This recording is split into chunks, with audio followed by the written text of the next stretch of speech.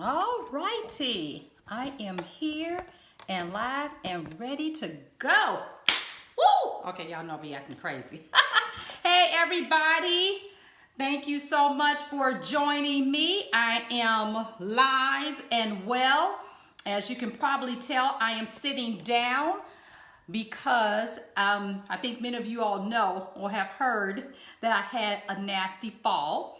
So I am still recuperating from my hard fall. Ankle still gets swollen and legs still swollen, but I am here and I'm excited to do a special series for you guys. And this special series is going to talk about mentoring today. And I want to make sure that you all meet my special guest. I'm about to bring her on camera, and I want you all to say hello.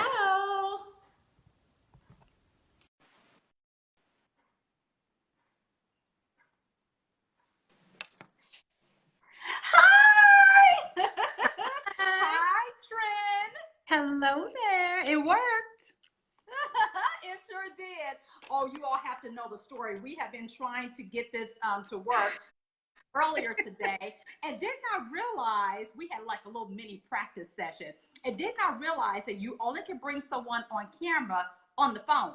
I didn't know you couldn't do it on your laptop. So here I am. We're running through a practice session this afternoon on my laptop and it did not work. So we had another mini trial session on her page, Facebook Live. And so we just did it just to practice. And now we're live now with everyone. Thank you guys. Thank you, Trenn, for being with me. Thank you for having me. Yeah, I'm so excited because one of the things I have been doing this show, as you know, for about a year now, right? So, and what I've been doing with the show is mostly being the talking head. And I said, well, I want to do something a little bit different because I have fabulous, wonderful friends who have awesome careers. And I want to bring them on to go ahead and give my audience some tips and, some encouragement on things they can do to push their careers forward. And that's why I started thinking, I said, which friends can I invite? And I said, I have to invite my sissy first, right? And I said, no. So you were my first person that I inboxed or texted. I said, hey, you've got to be my first guest. And I'm so glad, like I was just telling you, I'm so glad you were my first guest because of all the quick challenges that we had in trying to do this thing. Because you love me, you forgive me. Well, and I will say it is only fitting that I be your first guest because you were my first mentor. Yeah. So I think it's a phenomenal opportunity to see mentoring come full circle and really talk about and demonstrate how mentors can be lifelong. So thank you for having me and for the opportunity to share. Wonderful. So now you all know me. So I'm going to turn it over to my powerful guest to give us a quick overview of who she is, where she's coming from, where she is now, and a little bit of her background as a career corporate leader. Go ahead, Trenn. Thank you so much for that. So first and foremost, I am a mother, I'm a wife, I'm a mom, I'm a Christ follower, and I'm a servant leader. And so it is certainly my pleasure to share. I am a city girl at heart from the south side of Chicago. And yeah, and a reflection and demonstration of what God's love and grace can do in your life, but also when you connect yourself and are aligned to your gifts, you just never know where the world might take you. As Nicolette mentioned, I have been hi Shamika in corporate America for 22 years. I have been in leadership for 19 of those. And I'm very fortunate right now to lead teams that focus on people issues in corporate America. So human resources, how we manage change, how we manage careers, and just grateful to be an influencer in the lives of many. That's me. Yes, and I'm so grateful. And if we can talk about from whence we first met. You got to tell a little bit of that story so they know how we got connected at the hip. Yeah, so Nicolette, like I said, she has been my first mentor. She's the first lady of my church, and we met when I was still in college. And so I was studying psychology and aspirationally thought I would be a teacher or counselor. And along comes life and the need to pay your bills. And so she talked to me about a career at State Farm, the company that we have both been affiliated with, which had never crossed my mind before, but really gave me an opportunity to expand my horizons and think about where I might take my talent. And for 22, 23, 24 years, although we're both only 19, That's we it. have been colleagues and partners and mentors. So somebody who is very near and dear to my heart and who my journey would not be complete if she had not been in it. So it's an awesome day for me. Yeah, well, I am so excited. And just as I've watched what I call her my baby grow up, my baby sis, for so many years, and just to see how she has evolved in her career is all inspiring. And she calls me her mentor, but I say all the time, she mentors me just as much as she says I mentor her.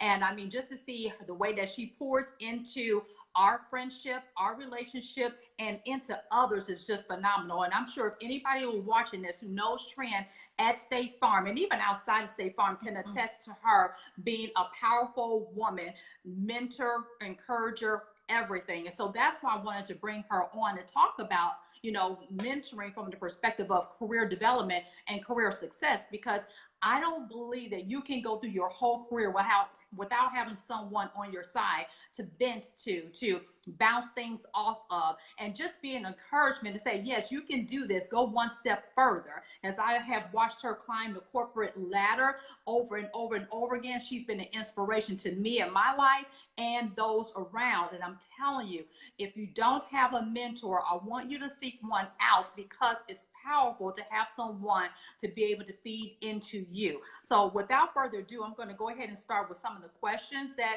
I have for Trenn, so we can, give you all the good information as much as possible. So tell me, Trenn, over your corporate career and even outside of corporate, because I know you do a lot of mentoring, as we've already touched on, outside of corporate America, what has been your overall experience with mentoring?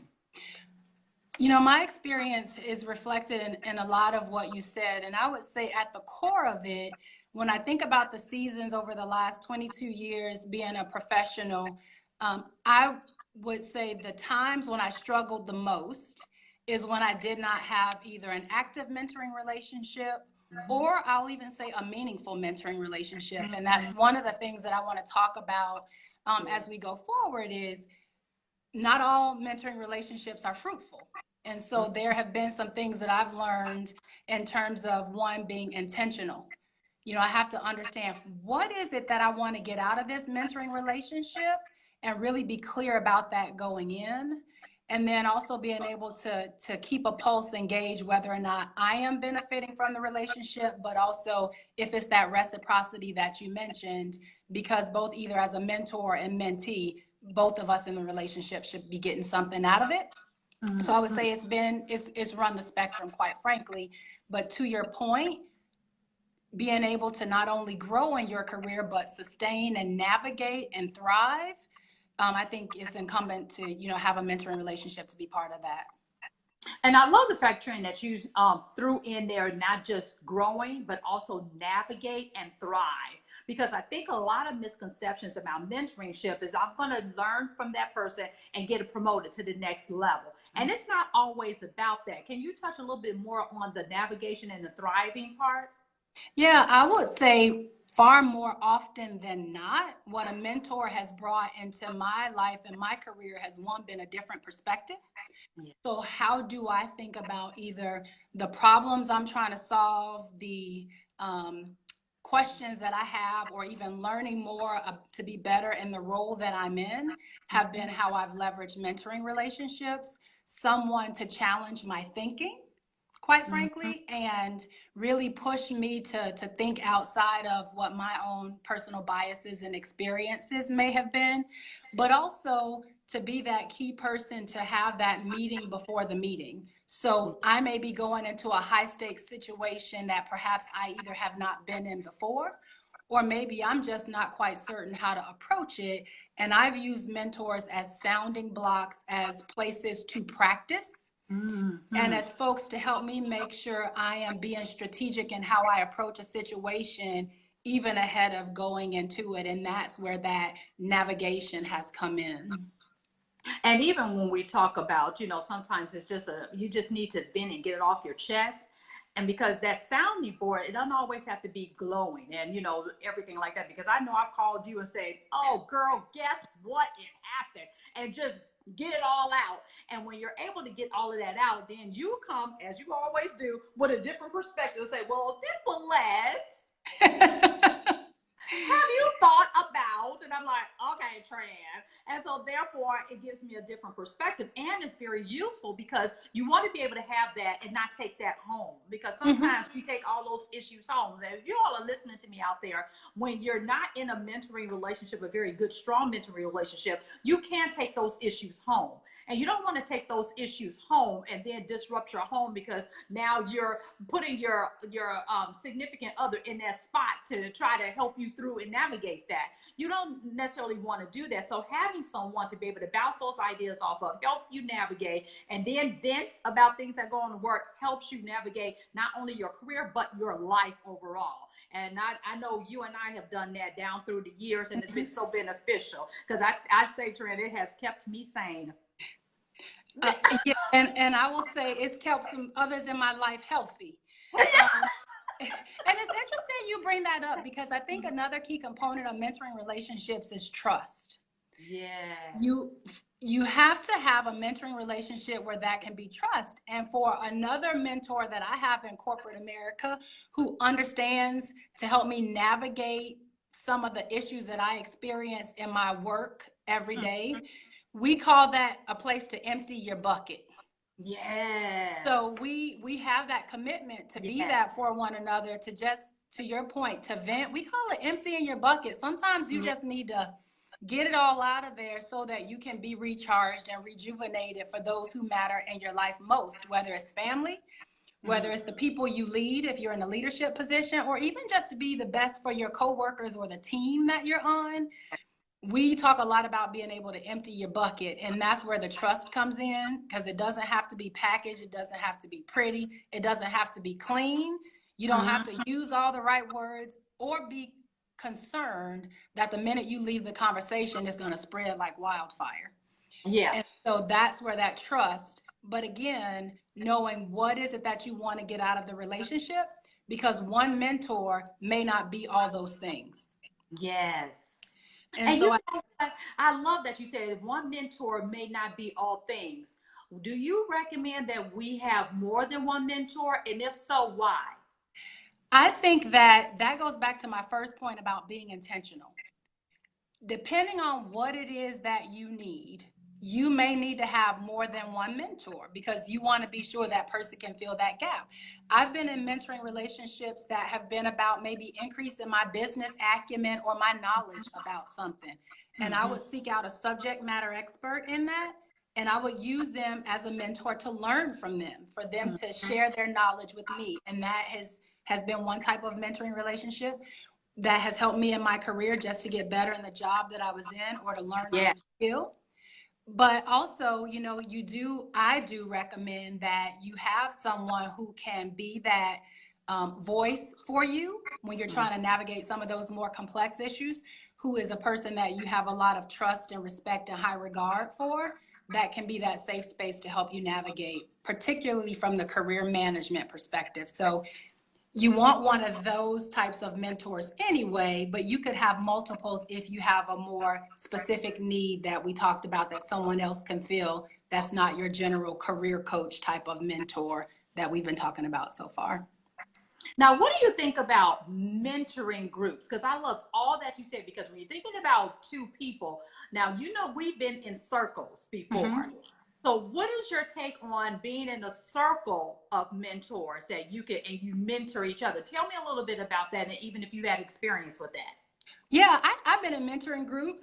We've led mentoring groups together, and we've been in forums that have talked about having group mentoring sessions. And I think those can be very powerful and practical when you maybe have some time constraints, where you Mm-hmm. want to continue to build your mentoring network and relationships, but aren't maybe in a position to enter into it one-on-one, Mm-hmm. or when you find a network of women that are, or men, centered around a common cause, a common purpose, a common tactic. I think group mentoring can be healthy and helpful in that regard. But I will say you want to be thoughtful that you don't have so many different relationships, either individual or compartmentalized, where you're not really able to give fully, be Mm-hmm. engaged, and make sure that, again, with that intentionality that you had going in, that you see that coming out. So I've been in group mentoring situations that have worked out phenomenally well.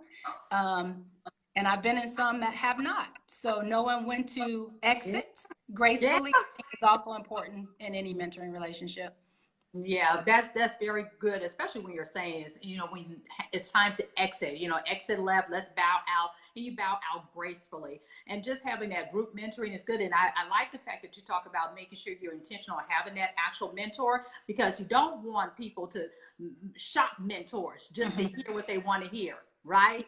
Oh, Because yeah. some people find a mentor that's so like them that they are wanting to hear the stuff that they want to hear and not really make a change. So what do you think about a mentor that's alike, or should they be different than you? Some people say, no, you only should have a woman. If you're a woman and you have a man, what is your take on any of that? I think it can vary by person and what your needs are. I have found that a lot of my growth has come with having a mentor that is very different than me. So I've had mentors that have really expanded just my cultural acumen, the way I think about things, and my perspective, that have been very different. But I also see value in having a mentor who can relate to my journey, who Yeah. understands the path that I'm on, who Mhm. understands that may be my empty the bucket mentor, Mhm. that I can just get it out there. But even for that person who's like me, I expect them to challenge me and tell me what I need to hear, not Mhm. what I want to hear. Love And I it. think that's what's most important, because to your point, I listen to you and you listen to me without judgment and open ears. And Mhm. as soon as we've had the space to empty the bucket, then we Mhm. come back and coach each other, So because it's now. about getting better. And I think that's what's most important when you're thinking about who will be the right mentor for you. It really Mhm. comes down to what you need and who will be best positioned to give you that. Another question I just thought about, Trent. A lot of people think that a mentor has to be a long time. Speak to a time frame and give some, examples of that. I think, like anything else, mentoring relationships can be for seasons. Yeah, love It, it. it can be based on where you are in your journey, Mhm. and whether or not they're working. I mean, Mhm. I would say when I've entered a new relationship, I try to give it at least 90 days. Mhm. Depending on how frequently we meet, you want to have an opportunity to have a couple of conversations. And one, do we have a chemistry? I think that's important. Is it Mhm. somebody that I can relate to? And maybe depending on what it is you are trying to seek, that can help you be, again, intentional about the duration. If it's to learn a skill set, hey, Mhm. maybe I can get that in 90, 120 days.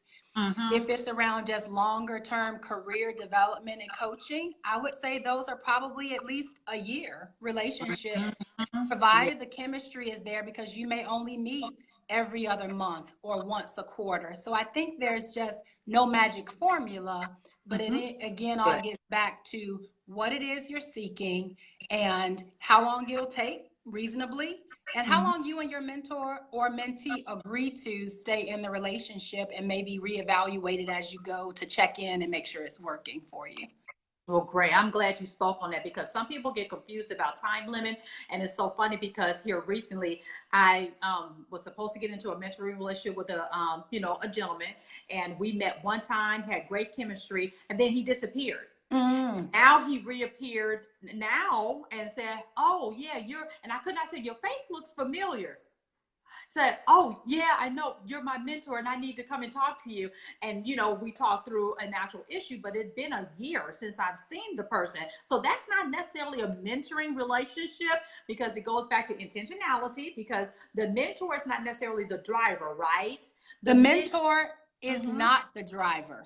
So I I love think that. that Yeah. is point number one. In any Yeah. mentoring relationship, it is really incumbent upon the mentee to be the one who drives and who is active and who is making the most use of their the best use of their mentor's time, and being respectful of that.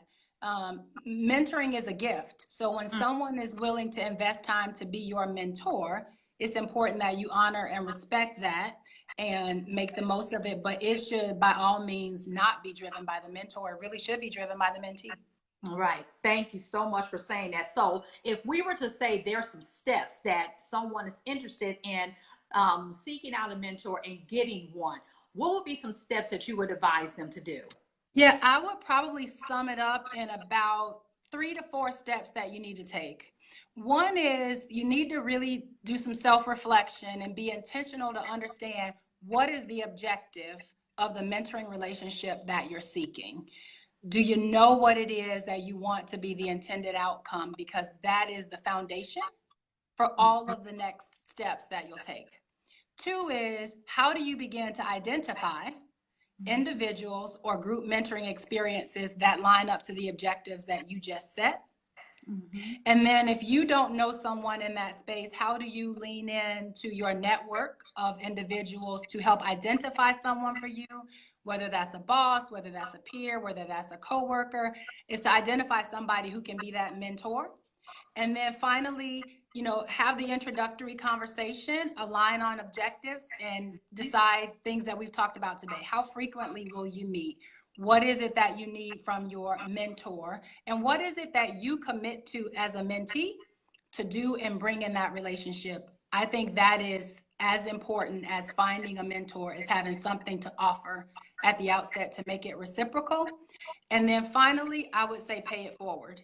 The one thing that I think is most important for those of us who have been poured into and invested in by others is to be willing to be that for somebody else and be an active and intentional to do that. Well, I mean, Trenn, this has been an absolutely phenomenal topic to talk about. And I'm so grateful again to have you to talk about it, because we've been in one for very long and ours continue to evolve as we grow in our careers. But I want to give a quick second, because I know you're going to have to go. Does anyone have a question out there that you'd like to ask Trenn before I let her go? Anyone? I see Evelyn's on the call. I see Tammy's on the call. And I think you should remember them, Trenn, right? Oh, Over yeah. Yes. Hey, Tammy. Yeah, Elmhurst folks.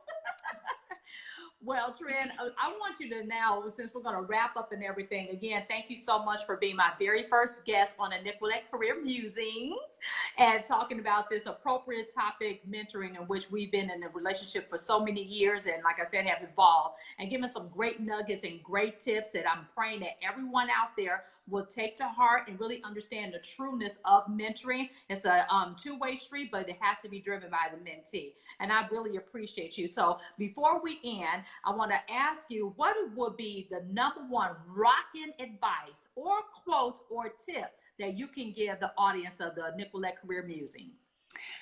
I would say the #1 thing about mentoring is to make sure that it feeds you, to make sure that you feed and pour into somebody else. It should be experience of growth.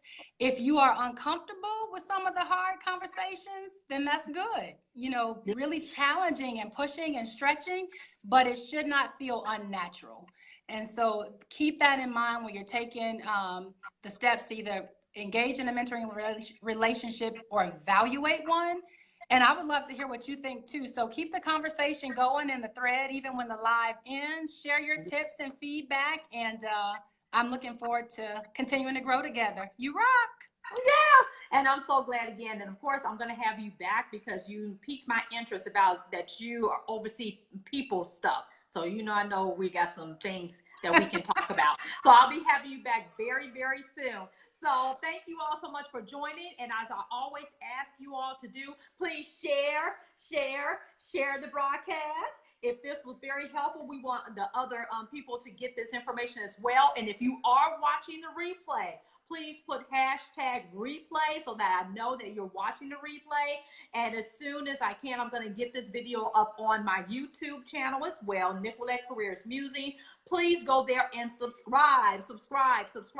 A lot of my Facebook Lives are out there, so you can learn about resume writing, interview tips, LinkedIn, career development, and now this wonderful series that I'm starting. We're bringing on some other people and not me always being the talking head, because again, I have some powerful friends out there that I'm going to be bringing on. Now, tune in next week as my guest is going to be the wonderful Mayan Payne, and she is a stylist to the best of them. She's going to talk about work wardrobe, how to look your best in your attire. So I want you to join me next week, and that's Mayan Payne of MYN Image. So she's going to talk about that in work attire in the workplace. And of course, like Trenn said, keep the conversation going. And if you want to connect with Trenn Moore, connect with her, ask her additional questions, please feel free to do this. This woman is a powerful woman, and I love her dearly. And I'm so glad again to have her part of this. And of course, give yourself a virtual hug, because you forgot to tell them where you're located right now. Well, let's see. You can see the mountains, maybe some cactus, because I am a desert flower now who is loving life in the beautiful state of Arizona. Yeah. Well, I miss you, Sissy, and I look forward to speaking with you again as we talk almost, 4 or 5 times a week. Well, anyway. All right. Thank you all for joining. Say goodbye, Trenn. Bye, everybody. Thank you. Bye. Have a great rest of your evening. Bye. Bye.